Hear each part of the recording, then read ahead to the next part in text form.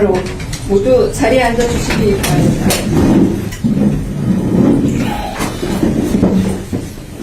지금부터 제41차 수석 보좌관 회의를 시작하겠습니다. 오늘 회의는 대통령님께서 현재 브라질 순방 중이신 관계로 브라질과 서울을 화상으로 연결해 진행합니다. 지금부터 대통령님의 모두 말씀이 있겠습니다. 네, 지금 여기와 대한민국은 정확하게 12시간, 밤 12시간, 낮 12시로 바뀐 상태입니다. 여러분도 힘드시죠? 근데 우리가 힘든 거야 별로 크게 힘든 건 아니고, 우리 국민들께서 겪는 어려움에 비하면 아무것도 아니죠. 자, 오늘은 제 73주년 정전협정 체결일이기도 하고 유엔군 참전의 날입니다. 70여 년 전에 작고 힘없는 나라였던 우리 대한민국은 해외 참전 용사들의 숭고한 헌신 그리고 국제사회의 지원에 힘입어서 자유와 민주주의를 지켜냈습니다.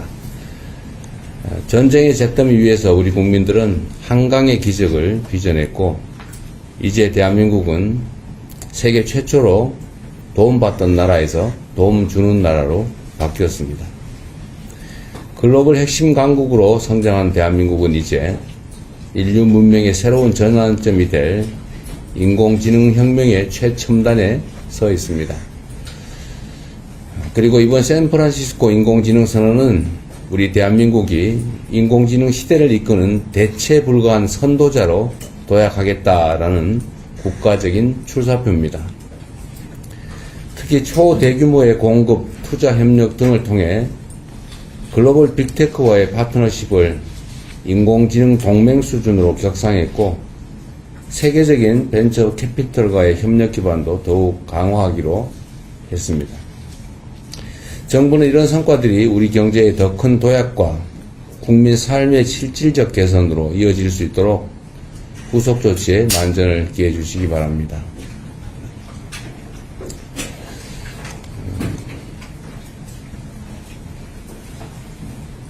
인공지능을 넘어 여타 첨단 산업, 또 문화 분야에서도 세계를 선도하는 데 총력을 다할 것입니다.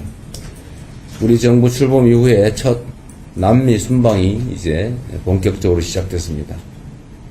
국제 질서를 급속하게 재편하는 시대 상황 속에서 외교적 네트워크를 다변화하고 또 다층화하는 노력은 국가의 안정적 발전을 위해서 필수적입니다. 남미는 엄청난 인구 또 풍부한 자원을 갖춘 곳으로 외교의 지평을 한층 더 넓히는 데 있어서 가장 필요한 지역 중에 하나입니다. 이번 남미 순방을 통해서 글로벌 사우스 외교를 더욱 강화하고 글로벌 핵심 국가로서의 위상과 역할을 더욱 단단하게 다지도록 하겠습니다. 1분기에 이어서 2분기 성장률도 거의 4%에 가까운 3.7%를 기록했습니다.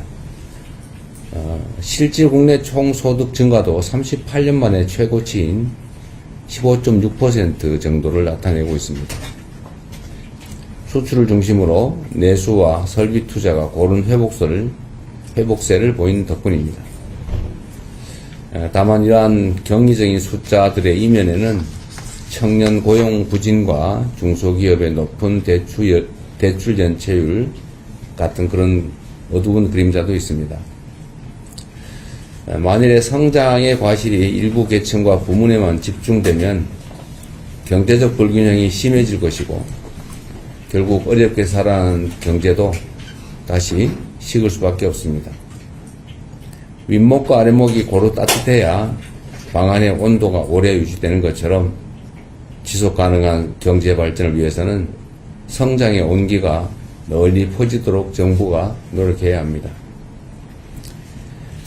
기업들이 청년들의 신규 고용에 적극 나서고 또 풍부한 유동성이 골목 상권과 중소기업으로도 흐를 수 있도록 재정, 조세, 금융 등을 총망라한 정책 집행에 속도를 내야 되겠습니다. 하반기 경제 성장 전략으로 마련된 관련 대책들을 차질 없이 신속하게 집행해 주시기 바랍니다. 중동 지역 상황이 다시 불안정해지면서 국제 유가가 출렁이고 있습니다. 유가 유동성이 유가 변동성이 당분간 이어질 가능성이 큰 만큼 국내 물가에 미칠 영향을 최소화하기 위한 선제적 노력을 빠르게 기울여야 되겠습니다. 유가 불안이 확실하게 해소될 시점까지 석유 최고 가격제를 지속하고 유류세 인하 같은 정책 수단도 최대한 유지해 주시기 바랍니다. 상황이 악화되면 민생의 어려움을 완화하기 위한 추가 방안도 적극 검토해야 되겠습니다. 아울러 화물차와 건설기계 운전자, 농어민, 이동노동자들처럼 경유 의존도가 높은 계층의 부담을 덜기 위한 대책도 지속 추진해야 되겠습니다.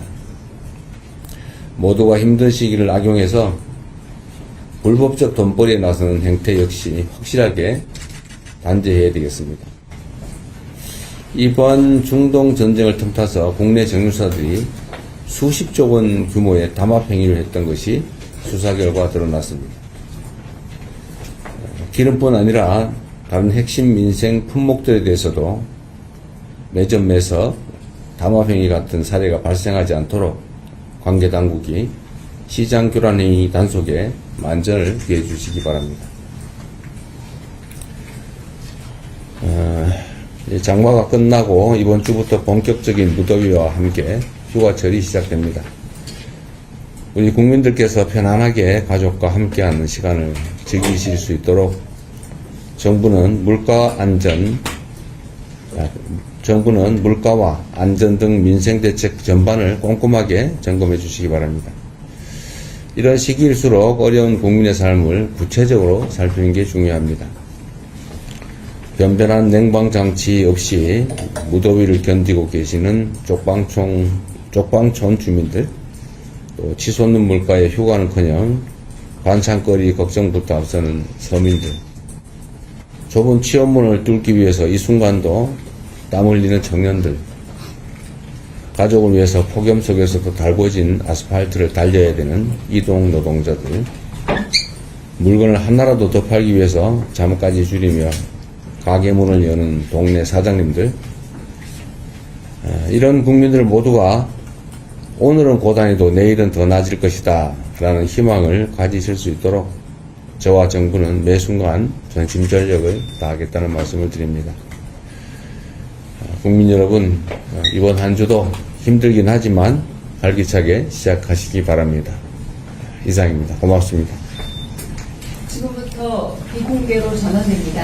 언론인 여러분.